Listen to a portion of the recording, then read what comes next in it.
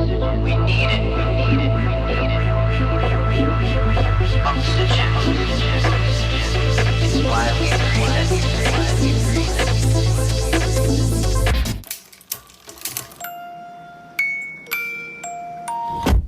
Hey everyone, welcome back to another episode of Small Business Stories.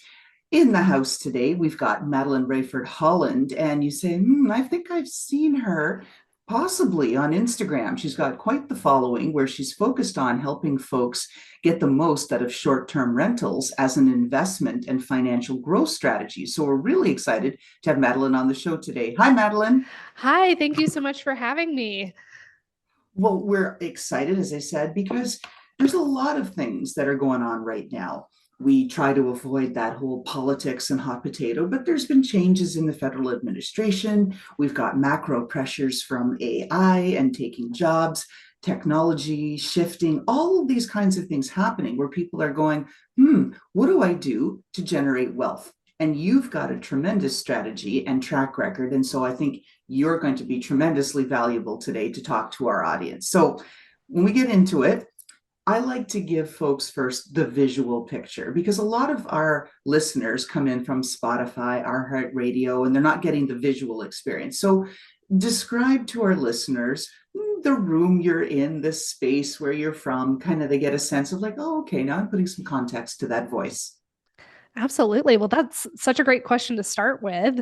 I am personally located in Athens, Georgia, and I'm coming to you from my own podcast studio where I film my own podcast, The Lux and the Short of It. And we take our inspiration for our studio from my short-term rental properties. And I am known for a really curated, found design. So the background that I have behind me is wood background, but it's kind of a light gray-green color with a tree behind me, but we love mid-century modern style. So it's more of just clean, minimalist, but I think I prefer the term essentialist. So I am a brunette. I have kind of curly brown hair and I'm wearing a navy shirt. So Perfect. See, now people get the sense of it. I like this. Now, this question is the one that stumps a lot of guests. And you oh think, boy, I'm why? nervous. I know. No. We keep it fun. We keep it easy. I'm simply asking, what are you, Madeleine, good at? Not what you do for your work, not the services you provide, but what are you really good at? What's your superpower? What is your special sauce? My special sauce is connecting people, whether that's my friends, building relationships with people and finding people who connect and really can make magic together. Oh, I love that. See, and you answered it without hesitation. So clearly it is definitely a superpower, be able to go out there and to talk to people about that and say, yeah, this is what I do. So all the more reason why we got to get into the show here. Okay, so now that we've had the basics knocked out and the listeners are going, okay, I'm dialed in. Okay, I got a sense of where this is going.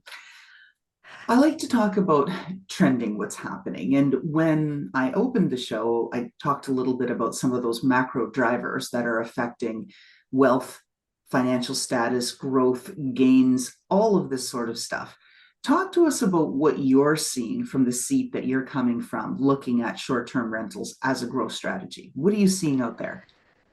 So you mentioned the macro pressures of AI. I think that is huge in like how people are investing in short-term rentals, not just how we run the short-term rental business, but with the pending AI boom. I mean, we're in the beginning of it. I've heard somebody mention recently that AI right now is where the internet was in 1996. So think of how far we've come since 1996 and how much AI has to grow. So we are still in its infancy, but the way that people connect with each other, my superpower, is shifting dramatically. A lot of times people are going through the screens and they're not sure what's real because people are creating content with AI.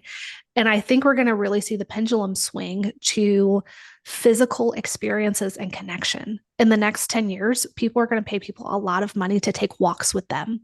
And so doubling down on physical assets and places where people can build those connections with other people, I think is the future, which is why I think that macro pressure of AI is going to be so important in the growth of short-term rentals. You also mentioned, the political side of things, and I agree. I do not like to get into the weeds of it, but just quoting facts of some legislation that's been passed with the big beautiful bill, it brought back bonus depreciation and 100% bonus depreciation. The short-term rental tax loophole is massive for people who are high income earning W-2 employees or potentially self-employed, because it allows you to qualify under the short-term rental tax loophole to offset your active income with your short-term rental depreciation. What that looks like is people like my client Kyle, who he makes $250,000 to $300,000 a year, and he is so used to paying, 5 and 6 figure tax bills, like so many of us have been used to over the years. And he bought one short-term rental and offset his entire tax liability and got a refund to the tune of $50,000 for the first time.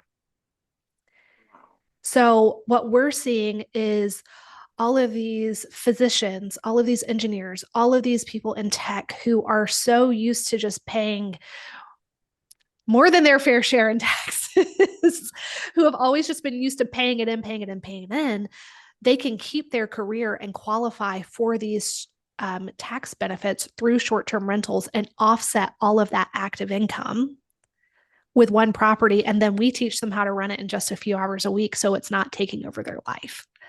So it's such a powerful vehicle to have that 100% bonus depreciation piece. I actually have a freebie. I don't know if you want me to offer that to your listeners. Sure, I'd be happy to. I'd be happy to share that, because it explains it in plain language. It's a little bit complex to understand, but it's powerful if you know how to use it. Oh, but that's why you're here. You're opening up people's eyes to these different possibilities. And then ideally, like when the podcasts go well and we've got guests like yourself who have the experience and the expertise, you explain it, because everybody learns differently. Some people want that tip sheet or that visual expression of it. Other people are auditory learners, and so they're hearing and listening it. And some of us are, a mix of both. And so we want to try to be able to figure out, okay, what is that? Let me look. Let me get a little more details. So love that. Perfect. This is what we need. And with respect to AI, one of the things that I've been reading a lot about, because I'm in tech, is that we shifted first from the great displacement era. So this is what we're in now. People are being displaced for various reasons, be it economic drivers, even be it advances in technology, similarly to what we saw in the Rust Belt in the 70s and into the 80s with the replacement of folks who were on the factory lines through robotics. And that's what's starting. But what's interesting, of course, is that now it's not affecting the blue collar workers, it's affecting the white collar workers. And people are up in arms about that. And so what the interesting piece is that we're just at the tip of the great displacement era. But what's coming is the great replacement era, where we'll be replaced by humanoids like silicone, robotics combinations with AI and AI in itself. So we need to think really seriously about this. So talk to me about where you see the biggest opportunities right now in the short-term rental space.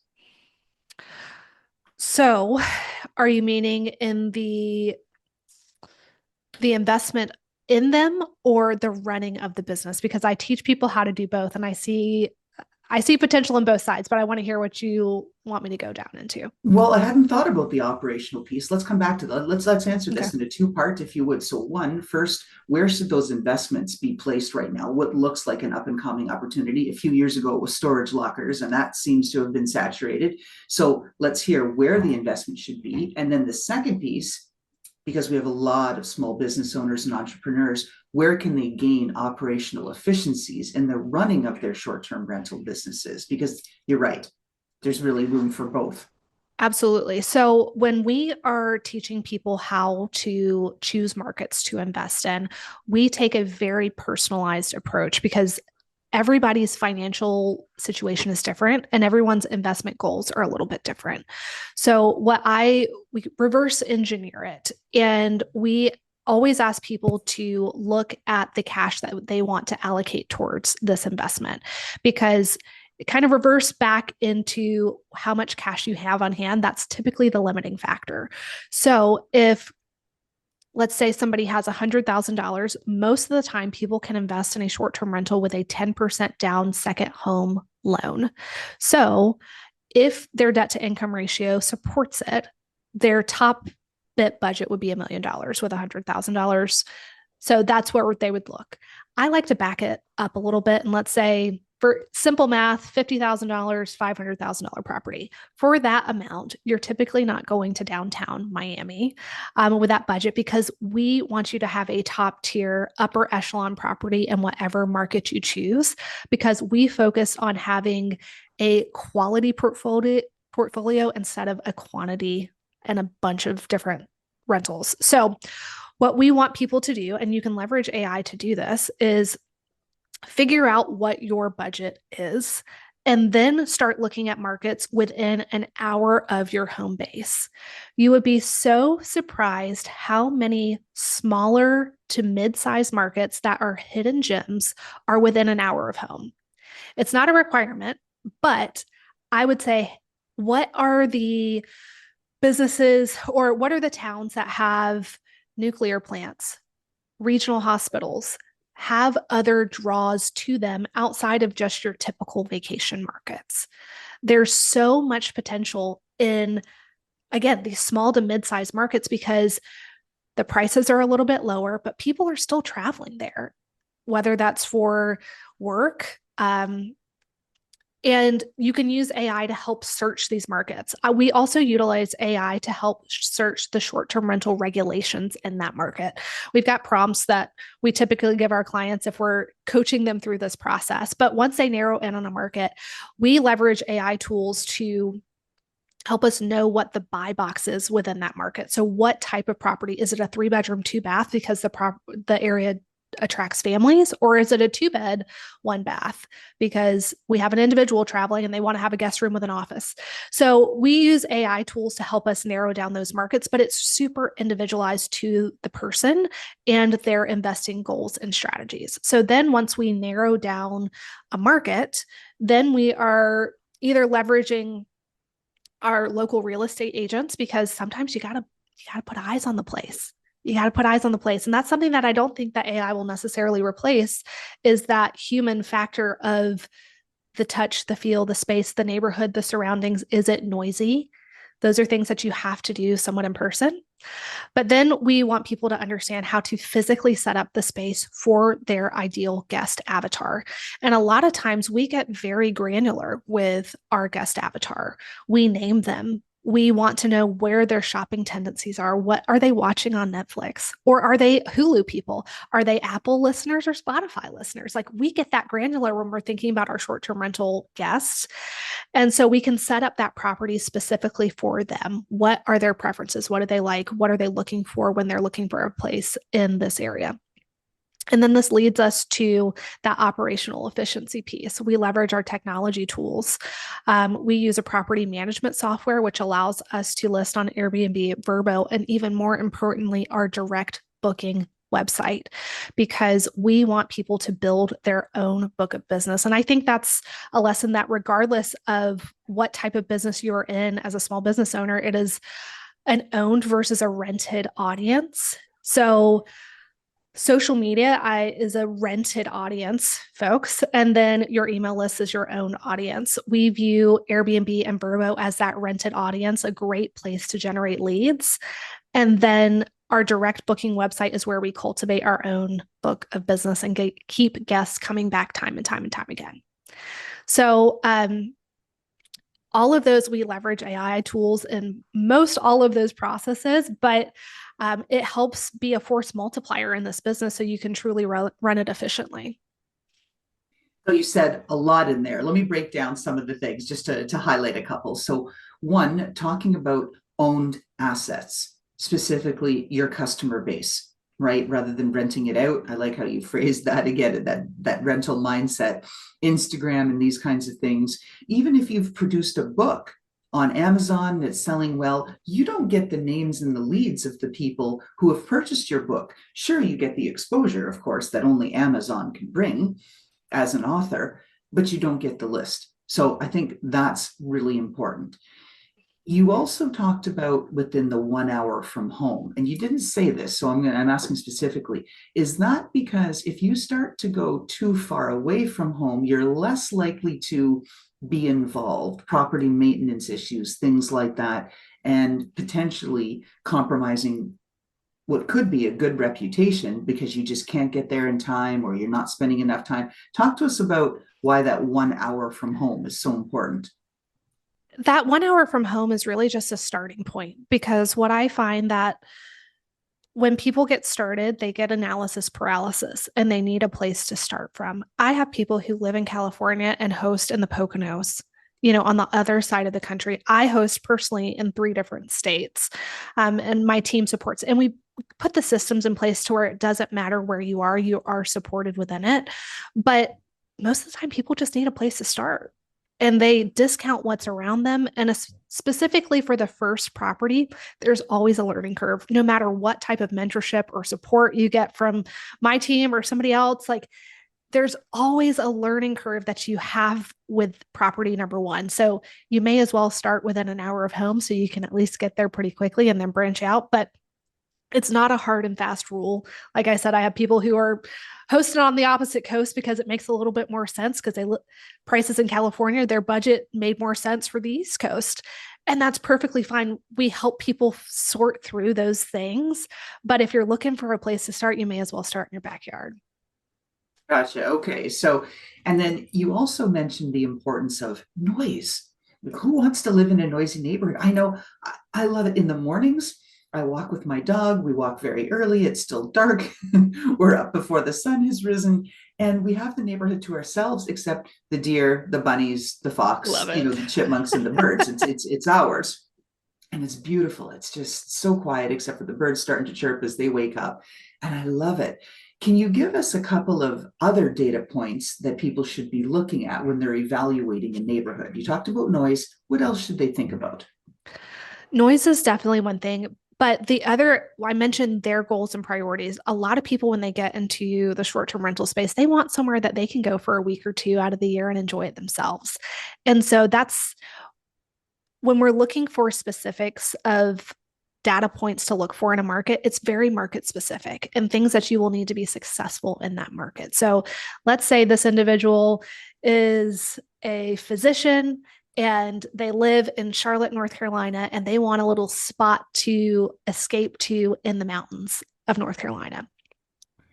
So we would be looking for a place that either has a view in the mountains or is on some sort of creek or water. Those two things are very important when you're looking at a mountain market. And 9 times out of 10, you're going to need a hot tub in that property in a mountain market to be successful. On the flip side, let's say we have somebody in Dothan, Alabama, and they are an engineer at the nuclear plant, and they want to invest in the panhandle of Florida. So what they are going to be looking for in that market is typically walking distance to the beach, if not on the beach, and some sort of access to a pool. Specifically in the 30A area, it's bonus points if you have like a bicycle or a golf cart, so you can go to all the little shops in town.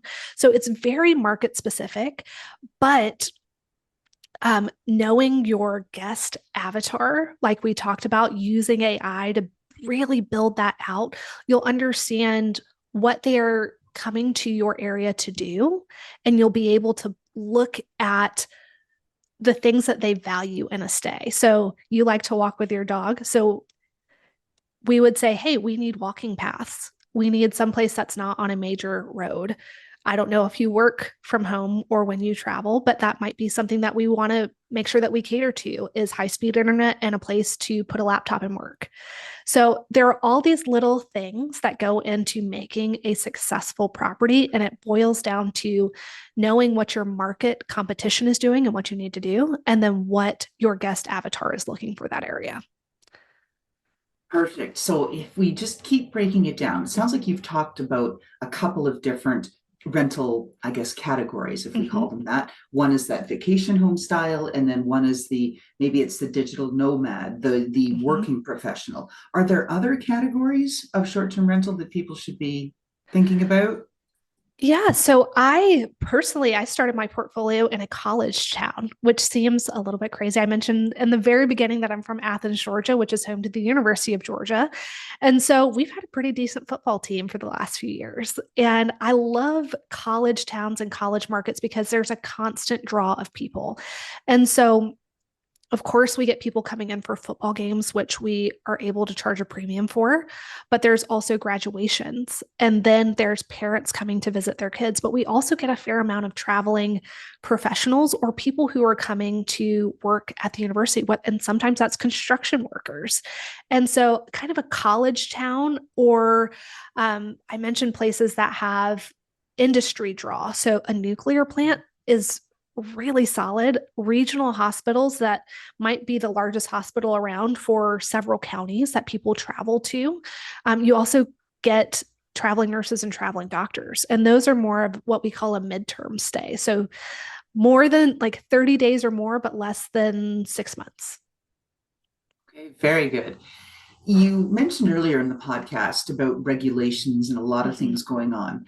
I would imagine that some of your clients just have that initial freak out, like, oh, what do I need to do? What's going to happen? Am I at risk? Do I need insurance? Of course you do. But how do I prepare for this to think about what the potential liability is if you're renting a property to people? Never mind what might happen to your property as well as the people, right? They could burn it down. So So those are typically two separate issues. And so we address the short-term rental regulations before somebody ever starts running numbers and analyzing deals in a market. So we always encourage people to do a quick Google search or leverage AI to do a search of the short-term rental regulations in blank town. So there is the like city, county, municipality level regulations that we have to look for. And a lot of times that's broken down by zone. And you can find that on the zoning websites. It's great if they have an interactive zoning map to where you can plug in a certain address that you're looking at and see if it falls within the zone. But we always encourage people to take it one step further and actually pick up the phone and call planning and zoning, because you never know if they have some ordinance coming down the pipe that they haven't updated their website for. So use technology for the initial piece, and then don't be afraid to pick up the phone and call. That's the first part. And then we get down to the property specific level of regulations. HOAs can be the bane of our existence. And make sure that if you are looking at a specific property, you read the HOA documents before you ever invest a dime into that thing, because it could be fine with the city or county or municipality, but that specific HOA is just not going to ever allow it. And so check those boxes too before you ever commit to a property. So that's the regulation side of things. They are totally manageable. And I actually prefer to have some regulations in place because it means that the area has already addressed short-term rentals and you know what you're getting into. So then we go over to the insurance piece of actually running your business. And there are two types of insurance coverage that I recommend for people who want to get into a short-term rental business. One is the dwelling policy, and there are several short-term rental specific companies. Two that I love that I always get quotes from are Steadily and then Proper Insurance. So those are short-term rental specific coverages that typically have some level of general liability attached as well, but they also have things like bed bug coverage. Like, God forbid you get bed bugs, but they cover the loss of revenue for it as well as the like remediation of the situation. Just some like nuanced things. So that's the dwelling policy, but then there's also the reservation specific coverage.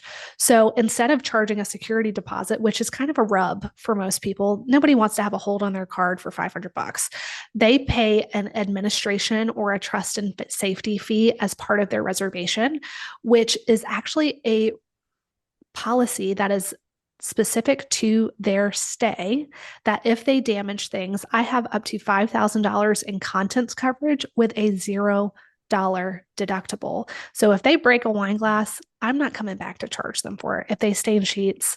But my favorite story for that reservation specific policy is we had a construction worker, a group of 4 gentlemen who were staying at our property, and he called me in a panic because his boss had booked the place. And he said, "Ma'am, I am so sorry. I do not know how to tell you this, but I sat down a little too hard on the toilet and I broke the bowl. And there is water everywhere. The toilet is broken. My boss is worried that you are going to charge him to have this fixed. He wants me to replace it because we're in construction." And I'm like, you know what? It sounds like you've had a really hard day.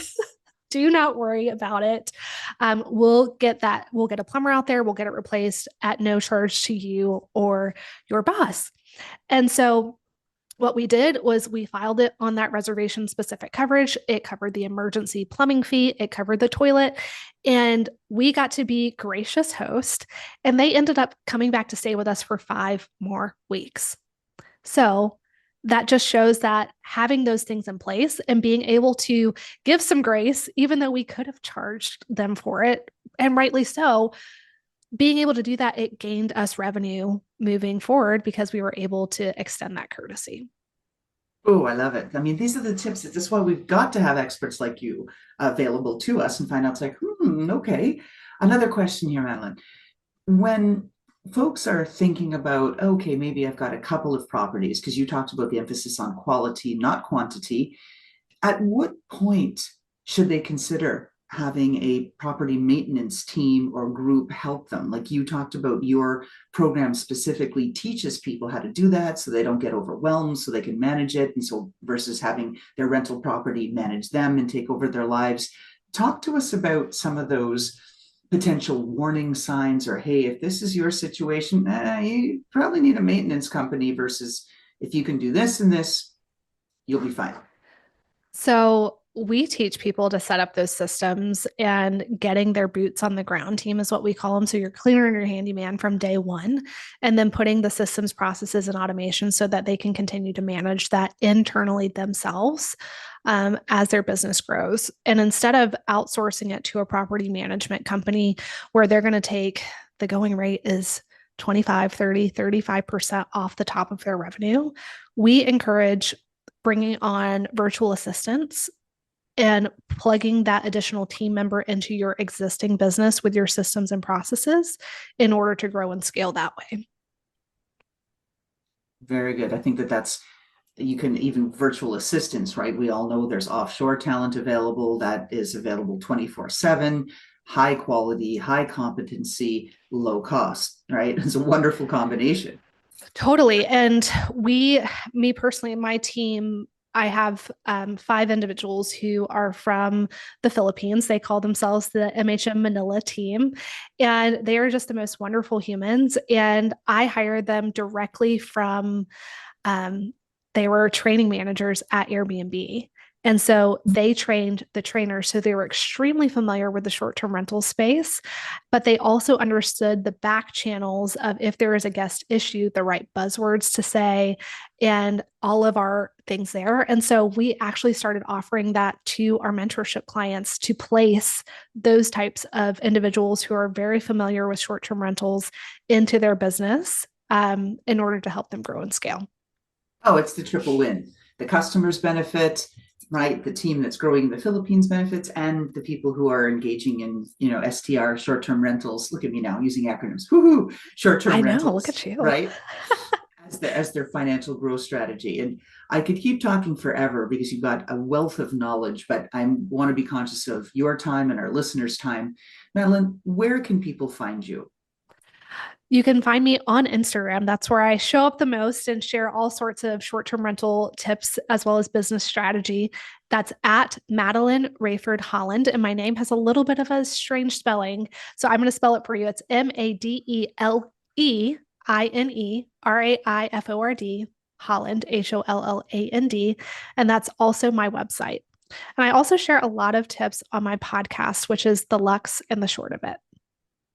And of course, we'll have all of those links in the show, including that wonderful tip sheet that you offered to share folks so that they can get access to that. Last question. It is our signature question. if we got to peek into your closet, and there was a pair of footwear, might be shoes, sandals, boots, I don't know, whatever it is, but that footwear speaks to you, Madeleine Raiford-Holland, right? Like your personality, it just represents who you are. And when you put them on, you feel like $1 million. Like what are we looking at? Describe it to us and why it's your You personality. are looking at a chunky sneaker. So Did not peg you in that. I bet not.